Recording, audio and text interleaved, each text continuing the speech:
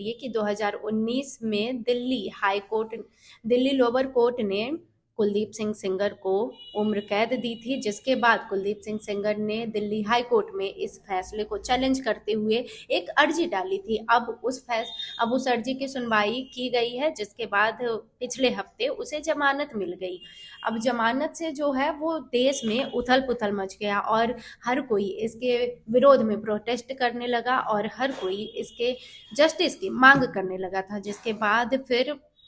ये मामला supreme court में पहुंचा और आज फाइनली सुप्रीम कोर्ट ने इस पर अपना एक फैसला सुनाया है, जिसके बाद देश में काफ़ी लोग बहुत खुश हैं। मैं आपको इसके पीछे की स्टोरी बता देती हूँ कि ये जो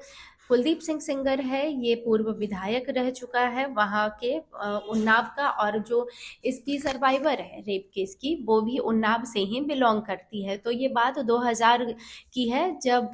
जो सर्वाइवर है उसकी फैमिली और कुलदीप सिंह सेंगर के आपसी में काफ़ी करीबी रिश्ते थे और इनका आपस में आना जाना भी होता था। उस वक्त वो प्रधान का चुनाव लड़ते थे और जो पीड़िता है उसके पिता ने और उसके चाचा ने ही कुलदीप सिंह सेंगर को प्रधान चुनाव लड़ने में मदद की थी, जिसके बाद कुलदीप सिंह प्रधानी के चुनाव जीतते हैं और प्रधान बनते हैं, जिसके 2 साल के बाद 2002 में उन्होंने एमएलए का चुनाव लड़ा पीड़िता के परिवार की मदद से और वो एमएलए बन गए। जिसके बाद फिर पीड़िता के जो परिवार है उन्होंने कहा कि आप अब एमएलए बन गए हैं तो हमें भी अब प्रधानी का चुनाव लड़ने दीजिए, पर कुलदीप सिंह सेंगर ये चाहता था कि उसके परिवार से ही कोई प्रधानी का चुनाव लड़े, जिसको लेकर पीड़िता के फैमिली में और कुलदीप सिंह सेंगर के भाई में अनबन हुई, मारपीट भी हुई। फिर जब समय आता है 2017 का तो तब ये अनबन चल रही थी। तो जो पीड़िता थी वो 2017 जून में गई थी कुलदीप सिंह सेंगर से मिलने के लिए कि आप मेरे फैमिली के साथ मारपीट ना करें और उनसे अर्जी लगाने के लिए। उसके बाद फिर उसने उसके साथ दुष्कर्म किया और किसी को भी बताया तो जान से मारने की धमकी दी, जिसके बाद पीड़िता ने अपने न्याय के लिए गुहार लगाया। उसके बाद 2019 में ये इस मामले पर दिल्ली लोअर कोर्ट ने सुनवाई करी थी। इसके बीच में क्या बहुत बार पीड़िता पर हमले भी किए गए। उसके जब कोई नहीं सुन रहा था उसकी बातों को, तब उसने जो यूपी के सीएम हैं उनके आवास के बाहर जाकर आत्मदाह करने की कोशिश की, जिसके बाद तब सरकार के कान खड़े हुए और सरकार ने गिरफ्तार करवाया कुलदीप सिंह सेंगर को, जिसके बाद कुलदीप सिंह सेंगर को फिर से बेल मिल गई थी। जिसके बाद फिर पीड़िता के पिता ने इसके खिलाफ आवाज़ उठानी शुरू की तो कन्विक्ट के जगह पर पुलिस ने उसके जो एमएलए है उन्होंने अपने पावर का धौंस दिखाया, अपने पावर का रुतबा दिखाया और पुलिस ने उसकी बात ही सुनते हुए जो पीड़िता के पिता थे उसे वो उठाकर ले गई और उसे इतनी बुरी तरह से मारा कि जेल में उनकी दम टूट गई और उनकी डेथ हो गई जेल में ही। जिसके बाद फिर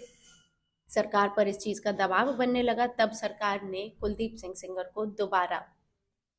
अरेस्ट करवाया और उसके बाद रायबरेली में साल 2019 जुलाई में जब पीड़िता कार में अपने मौसी, चाची और वकील के साथ कोर्ट में जा रही थी तब भी उस पर हमला करवाया गया था। लेकिन कहते हैं ना कि जाको राखे साइयाँ मार सके ना कोई। वकील की और पीड़िता की जान बच गई, लेकिन दुर्भाग्यपूर्ण पीड़िता ने अपनी मौसी और चाची को उस एक्सीडेंट में खो दिया। इतना कुछ सहने के बाद भी अगर किसी कन्विक्ट को और रेपिस्ट को बेल मिल जाती है वो भी कोर्ट के द्वारा, तो सोचिए कि समाज में क्या मैसेज आता है और उस पीड़िता पर क्या बीत रही होगी जो कितने दिनों से धरने पर बैठी।